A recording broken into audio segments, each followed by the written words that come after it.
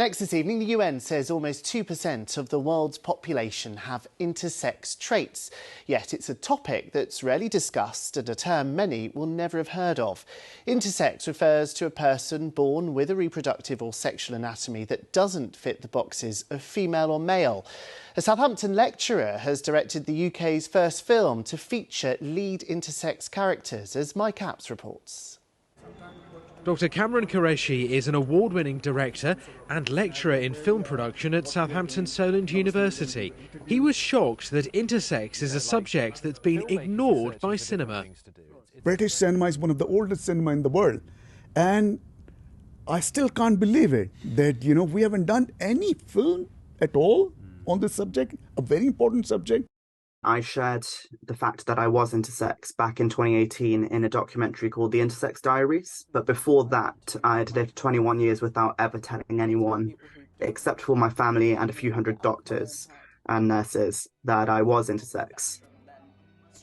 The Radio 1 documentary that Anick featured in 5 years ago was a groundbreaking look at a genetic condition that many people probably haven't heard of. You can't tell someone is intersex just by looking at them. Intersex itself is an umbrella term used to describe people who are born with biological variations in their sex characteristics that don't fit typical male or female categories. So whilst we're told that people are either born male or female, there are actually many intersex variations that people can be born with too. These can affect chromosome patterns and hormones, as well as internal and external genitalia. And this occurs naturally in about 1.7% of the population. When I was born, it was evident to those around me that my body wasn't quote-unquote average or normal. There wasn't really the word intersex that my parents used, so they kind of were told to raise me as a boy.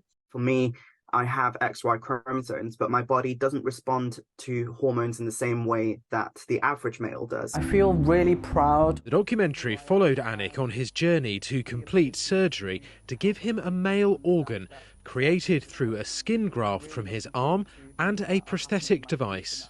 I really felt I needed the surgery in order to overcome how I felt about my body. I'm finally going to have the closest thing to what other guys have, and maybe I'll be able to experience what other people do when they're my age, relationships, and that kind of stuff, which I've always avoided. Do you want to go out sometime? Like a date? Yeah.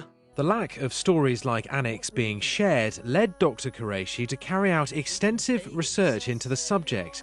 He then directed Only Love Matters, the first British film to feature lead intersex characters.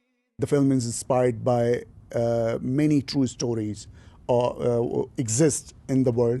Give them a representation on screen, like we cast male and female, like we cast a different sector or groups of the society. We need to have male and female and intersex people as well. The filmmakers got an insight into how much of a taboo subject intersex is during the casting process. We did put a casting call out for intersex people, and we have one person who's intersex, but they haven't basically announced it or not told anyone, and they didn't want to be revealed. I feel it is a responsibility as filmmakers to spread awareness, and educate the society. The more stories that are out there, the more familiar we will all become with the fact that sex characteristics are inherently messy. It's not something that we can oversimplify and say, okay, this type of body equals this for everyone. My hope is that we will start to see families and people who know intersex people feeling a lot more included and feeling a lot less alone. Anick hopes more films and TV shows will tackle this subject. Mike Apps, BBC South Today.